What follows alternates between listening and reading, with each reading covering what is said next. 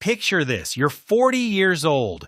You got a decent job. You've been paying your bills, raising maybe a couple of kids, keeping the lights on. Life happened. Student loans in your 20s, a medical thing, a divorce maybe, or just the constant grind of living. And somewhere in the back of your mind, there's this voice getting louder every year that says, I should have started investing sooner. So you Google it, and what comes up? Articles telling you that if you had just invested $200 a month starting at 22, you'd have $1.5 million by 65. Thank you, very helpful. Super useful information for someone who is currently 40. Here's what nobody tells you in those articles. The math for starting at 40 is not nearly as bad as you think it is. In fact, there are some things working for you right now that you didn't have at 22. And I'm going to prove it to you with actual numbers, not made-up best-case scenarios, real math. Because the worst thing you can do right now is convince yourself it's too late and do nothing. That is the only guaranteed way to lose. My name is Rex, and I spend way too much time thinking about retirement math. If you're someone who feels like you're behind on investing and you're wondering whether it's even worth starting now, make sure to hit the subscribe button and give this video a thumbs up if it helps you out. Seriously, hit that subscribe button, because what I'm about to show you took me an embarrassingly long time to understand, and I want to keep making videos like this, okay? Let's get into it. Here's the thing, the entire personal finance industry is optimized to make you feel bad about starting late. Every chart, every calculator, every compound interest is the eighth wonder of the world article is built around this idea that the earlier you start, the better. And look, that's true. That is true. But here's what most people don't realize, that framing completely ignores where you actually are right now, and it causes people to do something really destructive. They give up. I've talked to people in their 40s who say, there's no point in investing now, I'll never catch up. And then they do nothing. And that, doing nothing, that's the only scenario where the math is actually hopeless. Stat. According to the Federal Reserve's Survey of Consumer Finances, the median retirement savings for Americans aged 35 to 44 is just $45,000. For ages 45 to 54, it's $115,000. Most people are not as far ahead as you think. Let me say that again. The median 44-year-old has $45,000 in retirement savings. You are not uniquely behind. This is a national situation, and understanding that matters because it means the strategies we're about to talk about apply to millions of people. And before we get to the math, and we are going to get to the math, I promised you that, I want to address the psychology of this because the math only helps you if you actually act on it. Here's something that behavioral economists call present bias. It's our tendency to overvalue what's happening right now compared to the future. When you're 40, and retirement feels 25 years away, your brain literally treats it as less real than your electric bill that's due Thursday. And then there's something called sunk cost thinking, where people feel like because they didn't start investing at 25, those 15 years are lost. So they emotionally discount their remaining years, as if starting at 40 means you only have a fraction of the opportunity you'd have had at 22. But you don't. You still have 25 years until traditional retirement age, 25 years of compound growth. And here's the interesting part. You have something at 40 that you absolutely did not have at 22. You have real money to invest. At 22, most people can maybe scrape together $100 or $200 a month. At 40, if you've built a career, your income is likely 2, 3, maybe 4 times what it was in your early 20s. The amount you can invest per month completely changes the equation. And that's where the math gets really interesting. Okay, let's run the numbers. And I'm going to compare 2 scenarios, not to make you feel bad, but to show you exactly how powerful your next 25 years can be. Scenario I, the 22-year-old. Sarah starts investing at 22. She puts in $200 a month, which honestly is a stretch for most 22-year-olds. But let's go with it. She earns an average of 8% annually, which is roughly the historical average of the S&P 500 adjusted for inflation over the long term. She invests until she's 65. That's 43 years of investing. Math, Sarah. $200 per month times 43 years times 8% average return equals approximately $986,000, almost $1 million. Great. Sarah did well. Scenario B, the 40-year-old. Now meet Marcus. He's 40. He didn't invest in his 20s and 30s. Life got in the way, but now he's earning more. The kids are a little older, and he can commit to investing $800 a month, same 8% average return, 25 years until retirement at 65. Math. Marcus. $800 per month times 25 years times 8% average return equals approximately $730,000. Now you might be thinking, okay, but that's still less than Sarah's $986,000. And mathematically, yes. But hold on. Marcus is investing $800 a month for 25 years. That's a total contribution of $240,000 out of his own pocket. Sarah invested $200 a month for 43 years. That's $103,200 in actual contributions. The gap between $730,000 and $986,000 is almost entirely the time difference, not the effort, not the discipline. Time. And here's what I want you to take from this. Marcus gets to $730,000. That is not a failure. That is a genuinely life-changing amount of money. And that's just the baseline. Because we're not done with Marcus yet. Let's say Marcus gets a raise, or the kids finish school and his expenses drop. He bumps his investment from $800 to $1,200 a month in year 10. Math. Marcus adjusted approximately $800 per month years 1 to 10. Then approximately $1,200 per month years 11 to 25 equals approximately $910,000. Now Marcus is at $910,000, essentially tied with Sarah, and he started at 40. This is the part of the math that the "you should have started at 22" articles never show you. Look, I'm not saying starting late is better than starting early. It's not, but I am saying that starting late is enormously better than not starting at all. And the difference between $800 a month and $1,200 a month is not as dramatic as the difference between $0 and $800. The biggest leverage point isn't when you start. It's whether you start. Here's what most people don't realize.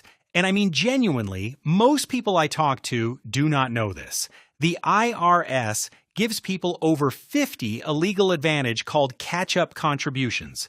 In 2024 and 2025, the standard 401k contribution limit is $23,500 per year. But once you turn 50, you get an extra $7,500 on top of that. That's $31,000 per year you can shelter from taxes inside a 401k.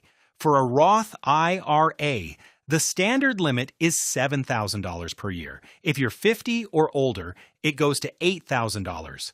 Key fact, in 2025, investors 50 plus can contribute up to $31,000 to a 401k and $8,000 to an IRA for a combined $39,000 per year in tax-advantage retirement accounts. So here's the thing. A 22-year-old investing $200 a month is doing so with their own after-tax dollars and a $23,500 annual 401k limit that, realistically, they're nowhere near hitting.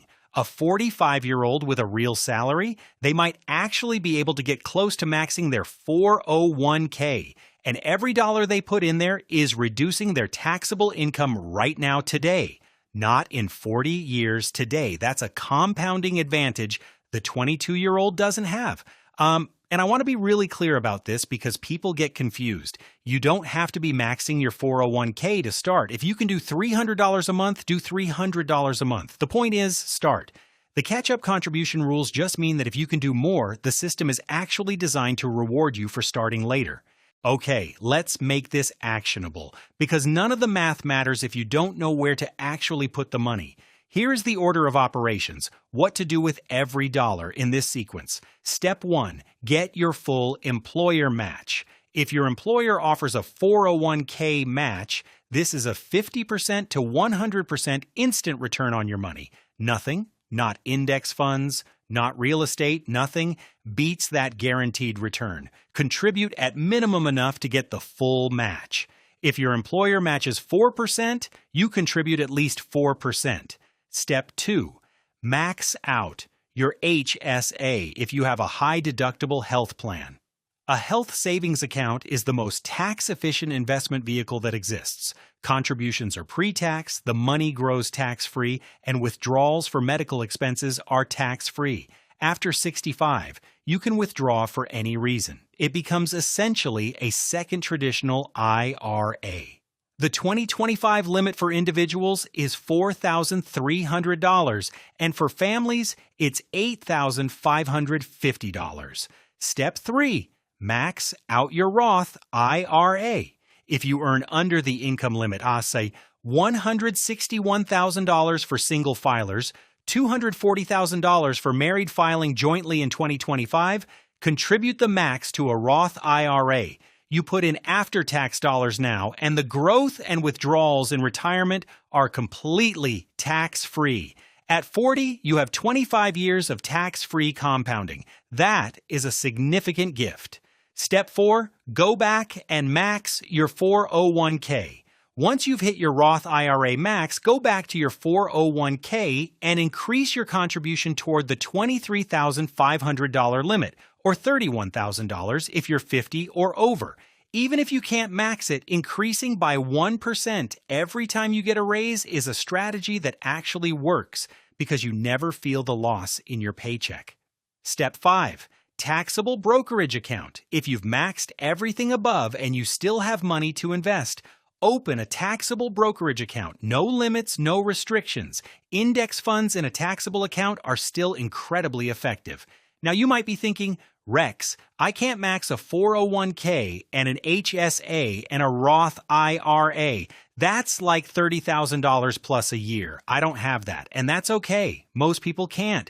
The point of this priority order isn't to make you feel bad about what you can't do. It's to make sure that every dollar you can invest is going in the most efficient place first. Even if all you can do is $300 a month, if you put it in the right account, you're ahead of someone who invests $500 a month in the wrong place. Here's where I want to simplify your life significantly. At 40, you do not need a complicated portfolio. You do not need to pick stocks. You do not need to day trade. In fact, those things will almost certainly hurt you. Stat. According to S&P's SPIVA report, over a 15-year period, more than 90% of actively managed large-cap funds underperform their benchmark index. The pros can't beat the market consistently. You won't either. What you need is a simple 3-fund portfolio. Or honestly, even just one fund. Here's the thing about index funds. They own a tiny piece of every company in the market. When the market goes up, you go up. When it goes down, which it will multiple times over your 25-year horizon, you hold. Because historically, the market has always recovered. The S&P 500 has had positive 20-year rolling returns every single time in its history. Every single time. Even people who invested at the worst possible moments, right before the 2000 crash, right before 2008, if they held for 20 years, they came out ahead. You have 25 years. A simple starting portfolio for someone at 40. Portfolio example, 70% total U.S. stock market index fund, like FSKAX or VTI, plus 20% international stock index fund, like VXUS, plus 10% bond index fund, like BND. As you approach 60, gradually shift more toward bonds. That's it. That is a portfolio that professional financial managers have a very hard time consistently beating, with near zero effort on your part. I want to address something head-on because this is where I see people go wrong even after they start investing. The real enemy is not starting at 40. The real enemy is lifestyle inflation. Here's the pattern I see over and over. Someone in their 40s finally gets serious about investing. They make good money. They start putting away $600 a month. But their mortgage is $2,800. Their car payments are $900 combined. They've got subscriptions and memberships and a lifestyle that requires every dollar they make. And then they get a raise. And instead of directing that extra money into their investments, it disappears into a slightly nicer vacation, a newer car, a house upgrade. There's a term for this, the hedonic treadmill, the idea that no matter how much more you earn, your expectations rise at the same rate and you never feel ahead. The investors who start at 40 and still retire comfortably are not necessarily the ones who earn the most. They're the ones who, every time their income increases, they choose to increase their savings rate before they increase their lifestyle. Even 1% of your income, every raise, automatically. If you make $80,000 and you get a 3% raise, you're now making $82,400. Direct half of that $2,400 at just $1,200 a year into your 401k before you ever see it. You won't miss it. And over 25 years, that habit of automatically capturing raise money is worth potentially hundreds of thousands of dollars. Key insight. Research from Vanguard shows that investor behavior, specifically savings rate and the tendency to panic sell during downturns, accounts for more of the gap in retirement outcomes than investment selection does. Translation: the most important financial decisions you will make over the next 25 years are behavioral ones, not which ETF you pick.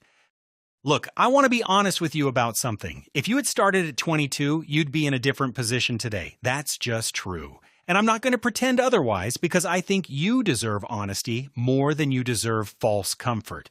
But here's what's also true. The version of you who starts investing today, even today, this week, with whatever you can put together, is going to be in an enormously better position than the version of you who waits another year, or 5 years, or keeps telling yourself the timing needs to be better.